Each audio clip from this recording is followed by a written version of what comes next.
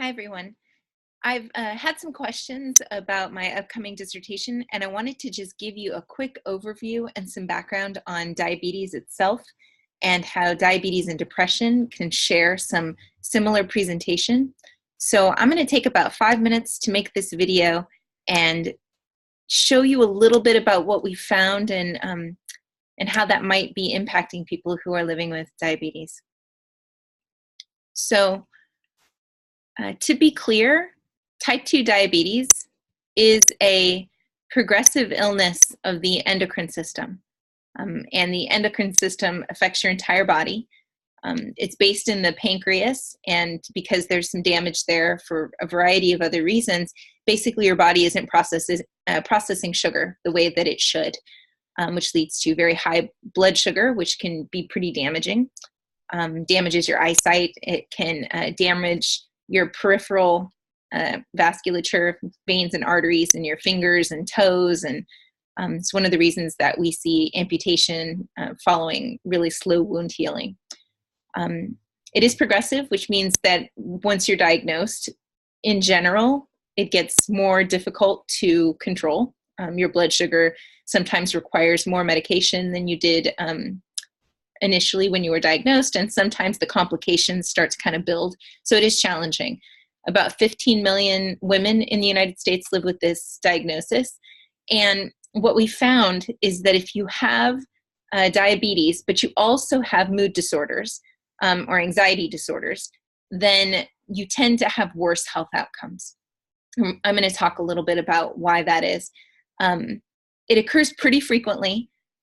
So if you have diabetes, you are up to 3 times more likely to also have depression. And we're going to talk a little bit about why that is. But just so that you know, when you have diabetes and depression, you have an increased likelihood that you're going to be obese. And there's all sorts of chemical things happening in your body that are really determining that, not just behavior. You have a greater chance that you have other issues that you're dealing with. Like I mentioned, there can be blindness, there can be some kidney damage, there can be poor wound healing.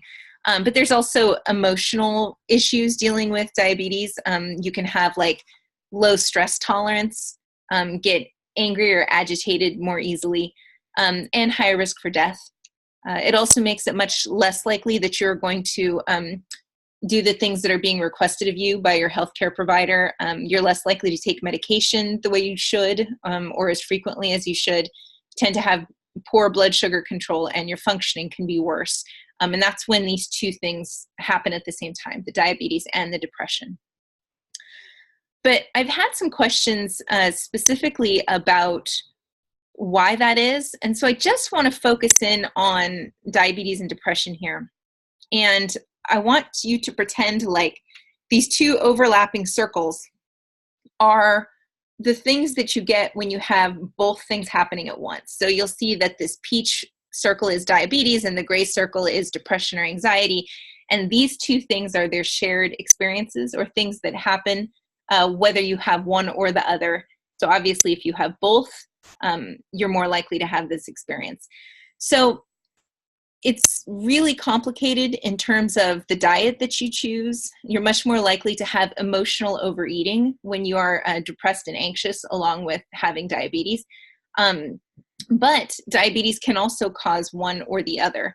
And so sometimes it's hard for people to know, am I actually feeling depressed, or is this just a symptom of diabetes?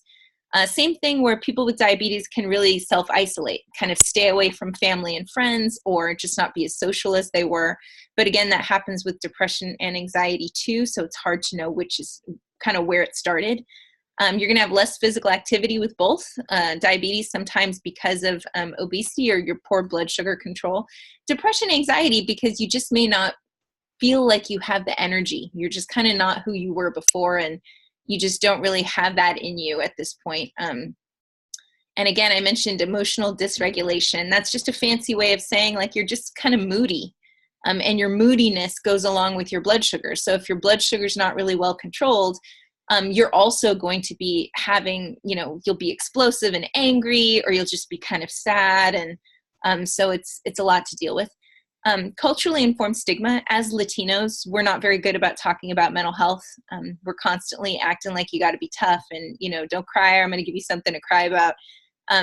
So it tends to stop people from seeking mental health care when they are feeling depressed or anxious. And this is really important because this in and of itself doesn't lead to higher death rates, but it leads to prolonged suffering. People who are living this extended life of real profound unhappiness, and it's not really necessary. There are ways to treat it, but generally the stigma means that we have cultural bias against trying to get some help. For both of these conditions, you need to see a doctor more frequently, which is difficult if you don't have your insurance established, or if lots of reasons you may not be documented, which can kind of complicate things. And both of these things are impacted by discrimination.